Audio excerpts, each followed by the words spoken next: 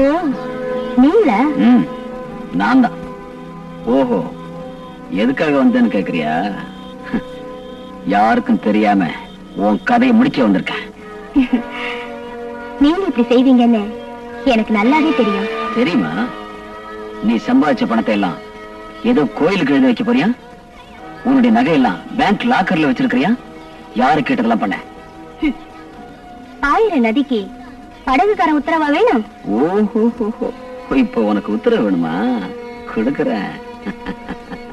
நீ பார்த்த இல்ல, உன் கூடவே இருந்த செக்ரட்டரிய உன்கிட்ட இருந்து எப்படி பிரிச்சேன்னு. இதுதான் சந்திரனோட பிளான்னு சொல்லுவாங்க. நல்லா இருக்கா? அசந்துட்ட? விளக்கு சுத்திட்டு இருக்கிற விட்டில் பூச்சியை பத்தி உங்களுக்கு தெரியுமா? அது மாதிரிதான் இருக்கு உங்களோட திட்டம்.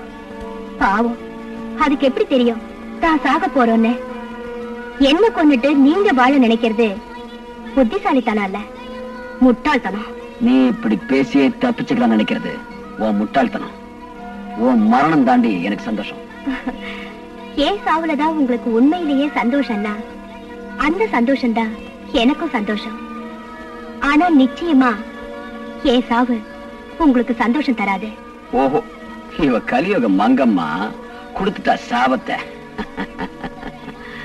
இந்த பாச கயத்துல இருந்து முடிஞ்ச தப்பிச்சுக்கடி.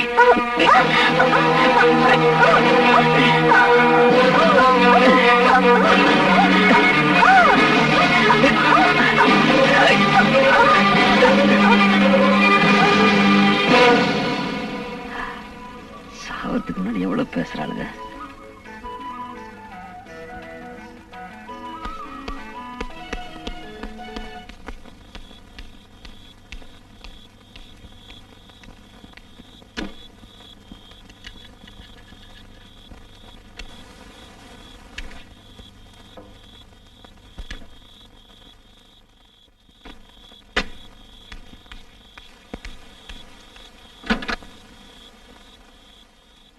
போலாமா மேடம்?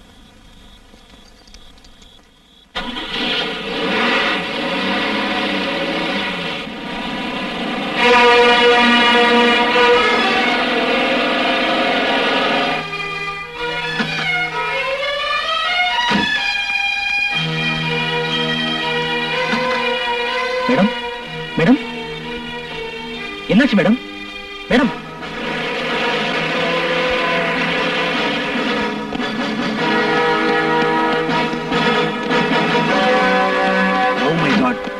நீதானே இந்த கொலை பண்ணது? என்னது கொலையா? சார், இந்த மேடம் என்னோட பாஸ். இவங்க திடீர்னு மயக்கமாயிட்டாங்க.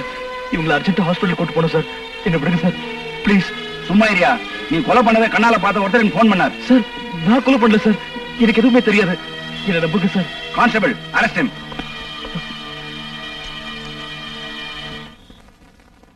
என்னம்மா இத்தனை நாளா இந்த தெருவிலேயே போயிட்டு இருக்கேன், ஒரு நாள் கூட உள்ள கூப்பிட்டதில்ல. இன்னைக்கு என்ன அதிசயமா உள்ள கூப்பிட்டு? என்ன விஷயம்? வேற எதுக்கு? பூ வாங்கறதுக்கு தான். அது சரிதான், பூ வாங்க இல்லாம சீமந்தத்துக்கா கூப்பிடுவ? அவ்வளவுதானே, அதுக்கு ஒரு நாள் கூப்பிட்டுட்டா போச்சு. அப்படியா? நிஜமாவா? அப்படின்னா சீமந்த சாப்பாடு எனக்கு இருக்குன்னு சொல்றேன். அது இல்லம்மா, இன்னைக்கு என் வீட்டுக்காரர் வராரு. அப்படி போடுற சக்கனா, அதான விஷயம். நான் கூட யோசிச்சேன், என்னைக்குமே வீட்டுக்குள்ள கூப்பிடாரு இந்த பொண்ணு, அதிசயமா கூப்பிட்டுருக்காளேன்னு யோசிச்சேன். ஐயோ, என் கண்ணே பற்றும் போல இருக்கு. ஏம்மா, சீமந்த சாப்பாட்டுக்கு என்ன மறந்துடாத. சாப்பாடு என்னம்மா, விருந்தே கொடுக்குறேன். தலை நிறைய பூ வச்சுக்கிட்டு மகாலட்சுமி மாதிரி அலங்காரம் பண்ணிக்கிட்டு வேலையில இருந்து வர புருஷனை அன்போட வரவேற்கிறதுக்கு எந்த பொண்டாட்டிக்குதான் ஆசை இருக்காது? அந்த சந்தோஷமான நாள் எனக்கு இன்னைக்குதான் கிடைச்சிருக்கு. ஓ, அதுக்குதான் இவ்வளவு சந்தோஷமா இருக்கியா? எவ்வளவு பழம் வேணும்? எடுத்துக்கமா, பழம் 2 ரூபாய் தான். எனக்கு 2 பழம் போதும். என்னது, வெறும் 2 பழம் தானா? உனக்காக இந்த 5 பழம் தரேன், வாங்கிக்கோ. படுக்கையில புருஷன் கூட ராத்திரி பூரா ஜம்முன்னு இருக்க வேண்டாமா? இல்ல கொடு.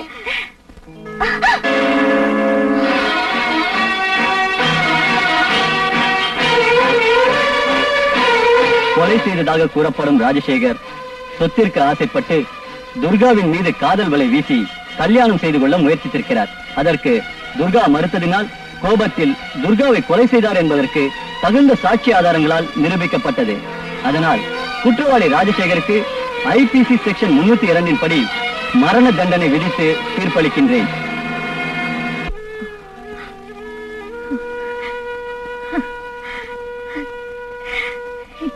எந்த ஜென்மத்து கடனை தீர்க்கணும்னு நீ எங்க வீட்டுக்கு வந்தியோ தெரியல.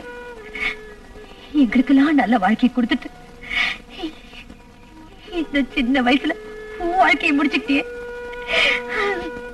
இவ்வளவு சீக்கிரம் உன் கதை முடிஞ்சிருக்க கூடாது தாய், கதை முடிஞ்சிருக்க கூடாது. நான் யாருக்கு என்ன பாவம் பண்ணனோ இவ்வளவு கஷ்டம் அனுபவிக்கிறேன் கடவுளே. அம்மா, லக்ஷ்மி காலையில இருந்து எதுவுமே சாப்பிட மாட்டேங்குதுமா. என்னம்மா இது, என்ன இதெல்லாம்?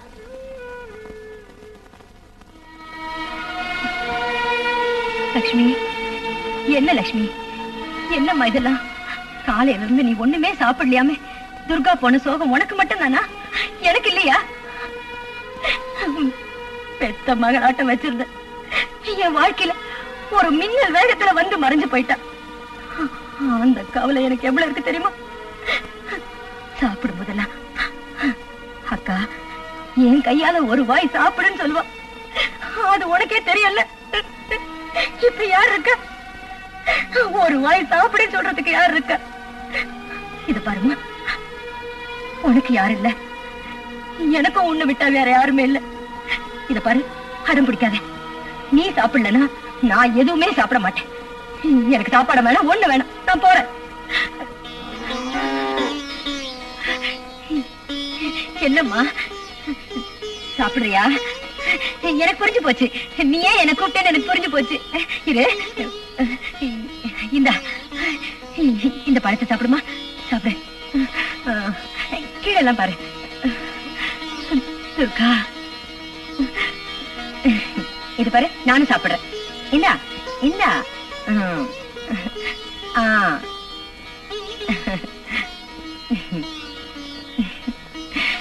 அம்மா,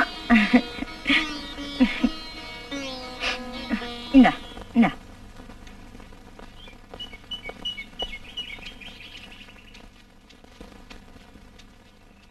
கமலா, ஏ கமலா,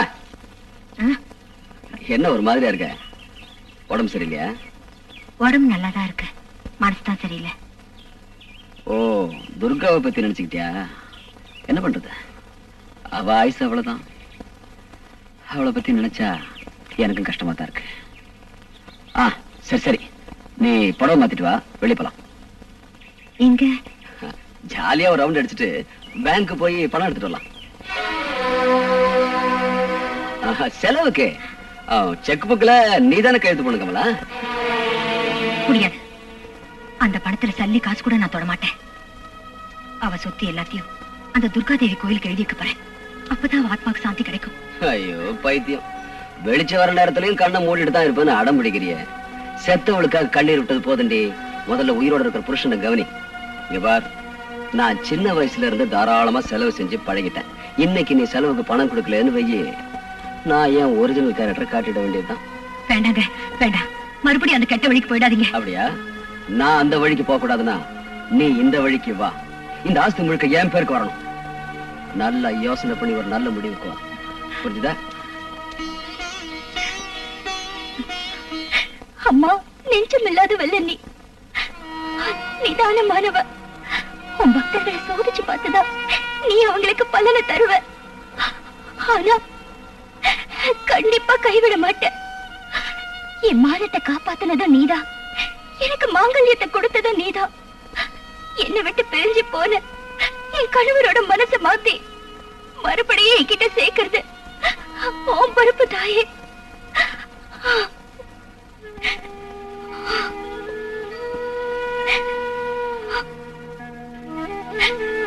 ஜெகதம்பா, துர்காம்பிகே,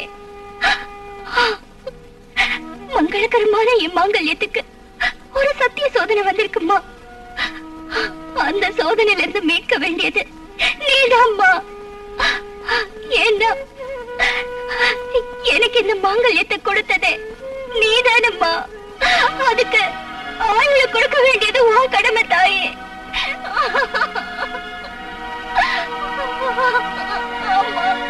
தாயே, நவராத்திரி உனக்கு சுபராத்திரி. ஆனா மரணத்தோட வாசல்ல போராடிட்டு இருக்கிற என் புருஷனுக்கு இது கொடிய ராத்திரி தாயே, கொடிய ராத்திரி. தாயே, இந்த நவராத்திரிக்குள்ள என் கணவரை என்னோட சேர்த்து வைக்காம போனா நான் சோறு தண்ணி இல்லாம பட்டி கிடந்து இங்கே இருந்து உன் கண்ணு நிறைய உயிரை விட்டுருவேன் தாயே, என் உயிரை விட்டுருவேன். துர்கையே, உன்கிட்ட இருந்து எனக்கு பதில் கிடைக்கிற வரைக்கும் இந்த சன்னிதானத்தை விட்டு நான் போக மாட்டேன், போக மாட்டேன், போக மாட்டேன், போக மாட்டேன். தாயே, என் மேல கருணை காட்டு, எனக்கு உதவி பண்ணு தாயே, எனக்கு உதவி பண்ணு தாயே.